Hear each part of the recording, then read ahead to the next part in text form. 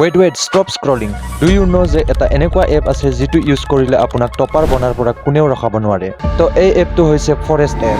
এই এপ্লিকেশ্যনটোত এটা এনেকুৱা ফিচাৰ্ছ আছে যে আপুনি যিমান দেৰিলৈকে পঢ়ে বা ষ্টাডি কৰে সিমানেই দেৰি ইয়াত ষ্টাডি টাইমাৰ চলিব আৰু সিমানেই প্লান্টছ গ্ৰ' হ'বলৈ ষ্টাৰ্ট কৰিব। সৰু সৰু প্লান্টছ গ্ৰ' কৰি গৈ থাকিব। ধৰি লওক আপুনি 10 ঘণ্টা পঢ়ে দেন আপোনাৰ প্লান্টছবোৰ লাহে লাহে ডাঙৰ আৰু বাঢ়ি গৈ থাকিব। যদি আপুনি 2 দিন 3 দিন 1 সপ্তাহ বা 1 মাহলৈকে ৰেগুলাৰ ষ্টাডি কৰে দেন আপোনাৰ এখন জংঘল গ্ৰ' হৈ যাব। মানে এইটোৱে যে আপুনি যিমান দেৰিলৈকে ষ্টাডি কৰিব বা পঢ়া শুনা কৰিব সিমানেই আপুনি আপোনাৰ ডিভাইচত প্লান্টছ গ্ৰ' হৈ থকা দেখিব।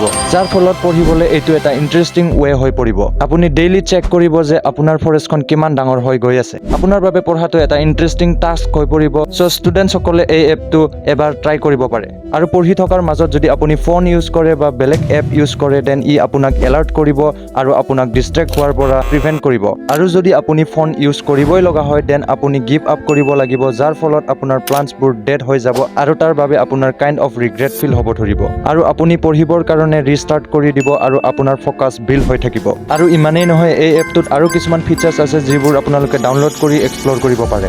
চ' if you love this type of free and effective stuffs then hit that follow' button right now for মোৰ।